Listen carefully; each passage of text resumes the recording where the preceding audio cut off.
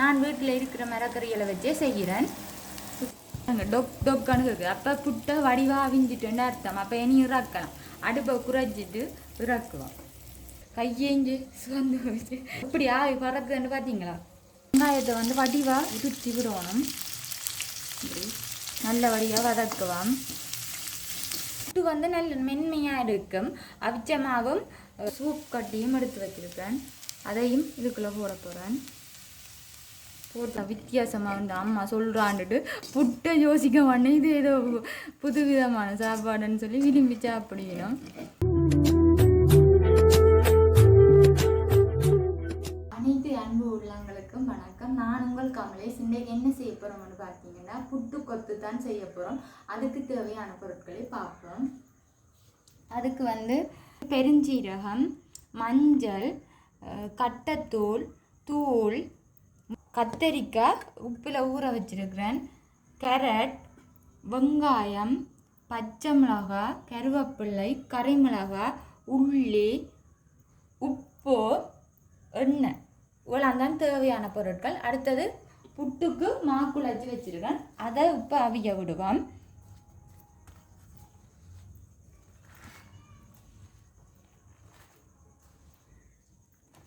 நான் ஏற்கனவே மாக்குழச்சி வச்சுட்டேன். ஏனென்னா முதல் நாங்கள் புட்டு எப்படி குழைக்கிறன்ற வீடியோ நாங்கள் போட்டுனாங்க தானே. அதால் நான் புட்டை ஏற்கனவே மாவை ஏற்கனவே குழைச்சி வச்சுட்டேன். இப்போ அவிய விட்டுட்டு வாங்க அவிய விடுவோம். இப்போ வந்து கேஸ் போட்டுட்டு புட்டு அவிய விடுவோம். புட்டு அவியட்டும். நாங்கள் வந்து கத்தரிக்காயை பொரிப்போம். கத்தரிக்காயை பொரிக்கிறதுக்கு ஒரு சட்டி எடுத்து வச்சிருக்கேன். சட்டி ஹீட் ஆகட்டும். தேவையான அளவு எண்ணெய் விட போகிறேன். இப்போ வந்து பார்த்தீங்கன்னா எண்ணெய் வந்து நல்லா கொதிச்சுட்டு இனி வந்து நான் கத்தரிக்காய்க்கு உப்பு போட்டு ஊற வச்சுருந்தேன். நான் இப்போ வந்து கத்தரிக்காயை பொரிப்பேன். கொத்து போடுறதுக்கு நான் வந்து 2 மரக்கறி தான் 3 மரக்கறி தான் எடுத்து வச்சுருக்கேன். கேரட்டும் கத்தரிக்காயும் கறிமிளகாயும் தான் எடுத்து வச்சுருக்கிறேன்.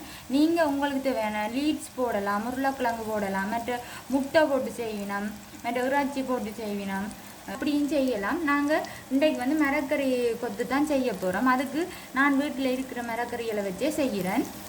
இப்போ வந்து கத்தரிக்காய் எல்லாத்தையும் பொரிய போட்டாச்சு. பொரியட்டும் கத்தரிக்காய். இப்போ வந்து பார்த்தீங்கன்னா கத்தரிக்காய் ஓரளவுக்கு பொரிஞ்சிட்டுது. இன்னும் பொரியணும். இப்போ நல்ல வடிவாக எல்லாரையும் கிளறி விடுவோம். இன்னும் எங்களுக்கு ஆதரவு தரணுமென்று கேட்குறோம். மற்றது வந்து நீங்கள் தர்ற ஒவ்வொரு வீடியோவுக்கும் எங்களுக்கு ஆதரவு தரக்கு எனக்கு வந்து அடுத்தடுத்த வீடியோ போடக்கு ஒரு ஊக்குவிப்பாக இருக்கும். இதை விட இன்னும் நல்ல நல்ல வீடியோ போடணுமென்று நான் ஆசைப்பட்றேன்.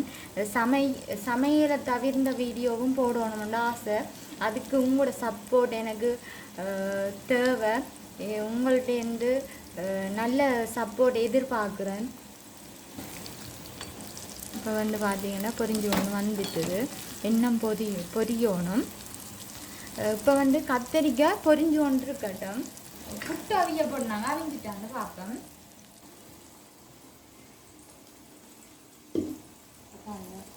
டொக் டொக்கானு இருக்குது. அப்போ புட்டை வடிவாக அவிஞ்சிட்டுன்னு அர்த்தம். அப்போ இனி இறக்கலாம். அடுப்பை குறைச்சிட்டு இறக்குவோம்.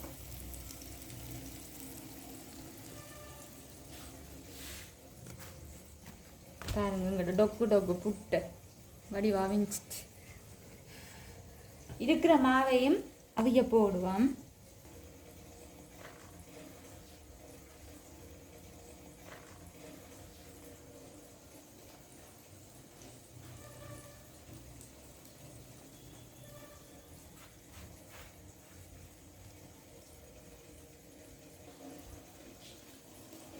வந்து மற்ற மாவும் அவியட்டும். இப்போ வந்து கத்தரிக்காய் வந்து நல்லபடியாக பொரிஞ்சு கொண்டு வந்துட்டுது.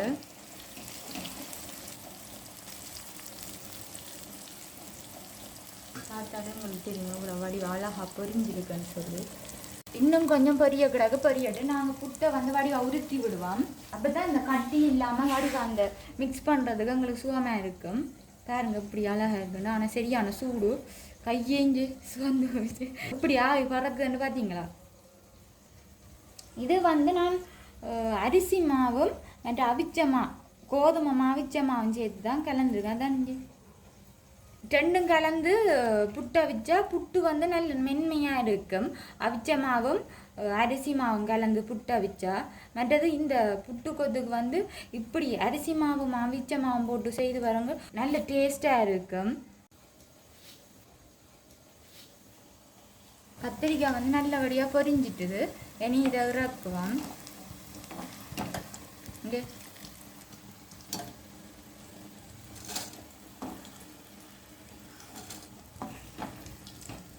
கத்திரிக்காய் பொரிஞ்சா நல்ல சரசரசரான ஒரு சத்தம் வரும்.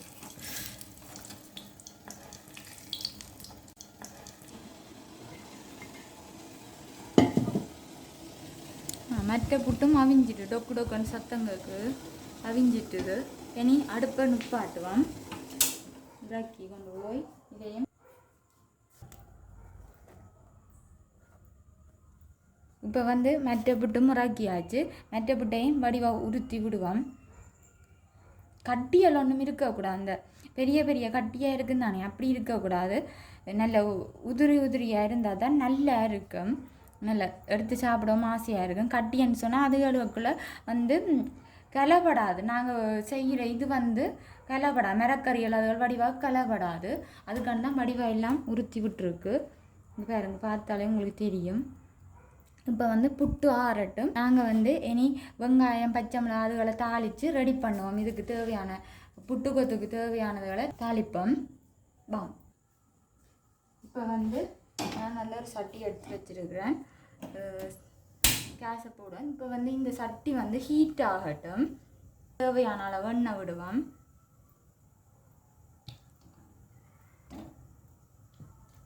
தேவையான அளவு எண்ணெய் விட்டுட்டோம். பெருஞ்சீரகம் போட போகிறோம். அடுத்த வந்து உள்ளி போட போகிறோம். அதோடு சேர்த்து பச்சை மிளகாய் போட போகிறோம். இரண்டையும் வதக்கி விடுவோம். இது கொஞ்சம் பொரியட்டும்.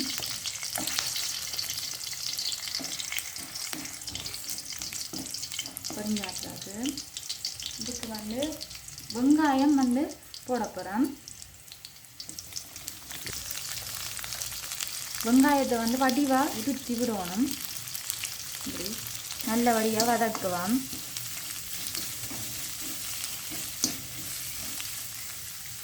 இப்படியே இதோட சேர்த்து வந்து கறிமிளகாய் போடுவோம். கேரட்டையும் போடுவோம். ஏன் எல்லாத்தையும் ஒன்றடியாக போடுவோன்னு சொன்னால் எல்லாம் ஒன்றடியாக வதங்கி வர கணக்காக வரும். வெங்காயம் கறிமிளகாய் எல்லாம் வதங்கி வர கணக்காக வரும். அதால் எல்லாத்தையும் ஒருமிக்கவே போடுறேன்.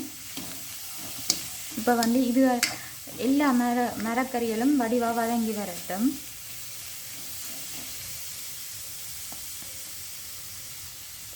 இப்படி அந்த வதங்கி கொண்டு வேற நல்ல இந்த கறிமிளகாய் இந்த வாசம் வந்து நல்ல சூப்பராக இருக்குது. அந்த வாசம் ஒரு நல்ல தனி ஒரு அந்த ஆசையாக இருக்கும். கறிமிளகாய் தனியாக எடுத்து சாப்பிடணும் போல் அப்படி இருக்கும்.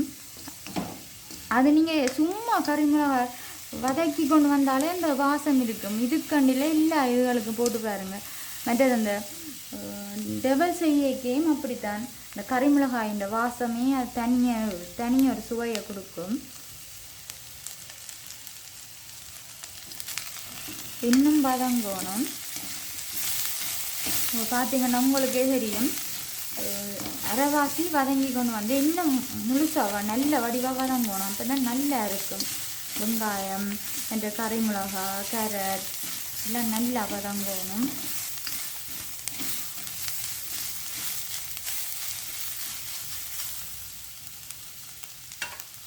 எல்லாம் வடிவாக வதங்கி கொண்டு வந்துட்டுது. பார்த்தாலே உங்களுக்கு தெரியும். இதுக்கு வந்து நான் வந்து உப்பு போட போகிறேன். இதுக்கு மட்டும் தேவையான அளவு உப்பு. மற்றது வந்து கருவேப்பிலை போட போகிறேன். மற்றது எடுத்து வச்சுக்க மஞ்சள், கட்டைத்தூள், மிளகாய்த்தூள் போட போகிறேன். அதோடு சேர்த்து ஒரு சூப் கட்டியும் எடுத்து வச்சுருக்கேன், அதையும் இதுக்குள்ளே போட போகிறேன். போட்டுட்டு வடிவா எல்லாத்தையும் கலந்து விடுவோம்.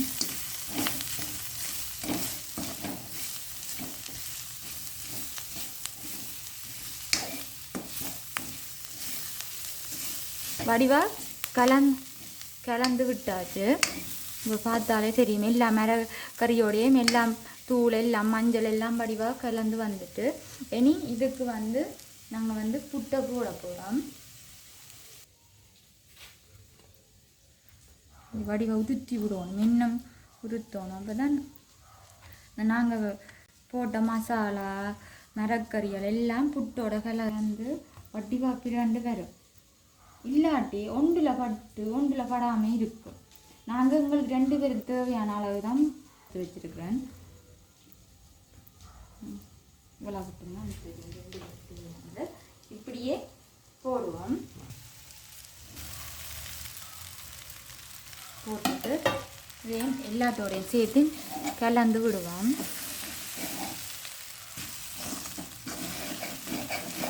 உங்களுக்கு பார்த்தாலே தெரியும், புட்டை பாருங்க எப்படி இந்த கலர் வடிவாக வருதுண்டு. இப்படி இந்த மரக்கறிகள் சாப்பிடாதாக்கள் கூட இப்படி செய்து கொடுத்தா விரும்பி சாப்பிடுவோம். சின்ன பிள்ளைகள் மற்றது கேரட் சாப்பிடாமே நிறைய பேர் இருப்பினோம். அப்படியானாக்கள் கூட இப்படி செய்து கொடுத்தா வடிவாக சாப்பிடும். மற்ற கறி மிளகாய் சாப்பிட மாட்டேனோம், இப்படி செய்து கொடுத்தா அவைக்கு தெரிய வடிவாக சாப்பிடணும். நல்லா இருக்குன்னு சொல்லி நான் வந்து இதுக்கு கத்தரிக்காய் பொரியல் என்ன போடையில அதையும் இதை வடிவா எல்லாம் கலந்து விட்ட அப்புறம் கத்தரிக்காய் பொரியலையும் போடுவோம். பாருங்க, இந்த வடிவா புட்டோட எல்லாம் வடிவா கலந்து விட்டு, இது புட்டு கட்டியாக இருந்தால் அந்த ஒன்றில் படாமல் இருக்கும். இப்போ பார்த்தீங்கன்னா உங்களுக்கு தெரிஞ்சு எவ்வளோ வடிவாக கலந்து விட்டுருக்கு. இதோட நாங்கள் வந்து கத்தரிக்காயும் போட போகிறோம். இதுக்கு வந்து நீங்கள் சோஸ் அதுவும் விட்டு செய்யலாம். நாங்கள் அதுகள் ஒன்றும் போடையில. நீங்கள் விரும்பினா இந்த மரக்கறிக்கு இப்போ புட்டு போட முதல் நீங்கள் சோஸையும் போட்டு அந்த மரக்கறியோட கிளறி போட்டு அதுக்கு மேலே புட்டை கொட்டி கிளறி விடலாம். அப்படியும் செய்யலாம். நாங்கள் அப்படி ஒன்றும் செய்யலை, இப்படி செய்திருக்கோம். நீங்கள் அப்படி விரும்பினா அப்படி செய்யலாம். மற்றும் இது வந்து நல்ல டேஸ்ட்டாகவும் இருக்கும். இப்போ நாங்கள் தனியாக கறியோடு சாப்பிட்றத விட இது வந்து வித்தியாசமாக இருக்குன்னுட்டு சின்ன பிள்ளைகளாக விரும்பி சாப்பிடணும். என்னம்மா இந்த புட்டு கொத்தன்னு சொன்னால் என்னடா வித்தியாசமாக வந்து அம்மா சொல்கிறான்னுட்டு புட்டை யோசிக்க மாட்டேன், இது ஏதோ புது விதமான சாப்பாடுன்னு சொல்லி விரும்பி சாப்பிடணும். இப்போ வந்து பார்த்தீங்கன்னா எல்லாம் வடிவாக கலந்து விட்டாச்சு. இனி இதை இறக்குவோம். அடிட்டு இறக்குவோம். வாங்க சாப்பாடை போடுவோம். பாருங்க, எங்கட புட்டு கொத்து ரெடி ஆகிட்டுது. இப்படி ஆவி பறக்குதானு இப்படியே சுட சுட சாப்பிடுவோம். அவ்வளவு டேஸ்டாக இருக்கும் சுட சுட சாப்பிட. பாருங்க இப்படி இருக்குன்னு சொல்லி நல்ல கலர்ஃபுல்லாக இருக்கு.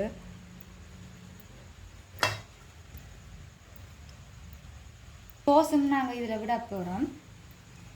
விருப்பம்னா நீங்களும் இப்படி தனியாக சோஸ் விட்டு சாப்பிட்றதுனா சாப்பிடலாம். இப்படி சாப்பிட்றதும் ஒரு டேஸ்ட்டாக இருக்கும். அதுக்கான தான் நாங்கள் சோஸ் விட்டாச்சு. இதே போல் நீங்களும் செய்து சாப்பிடுங்க. இந்த காணொளி உங்களுக்கு பிடிச்சிருந்தா லைக் பண்ணுங்கள், கமெண்ட் பண்ணுங்கள், ஷேர் பண்ணுங்கள், சப்ஸ்கிரைப் பண்ணுங்கள். நன்றி.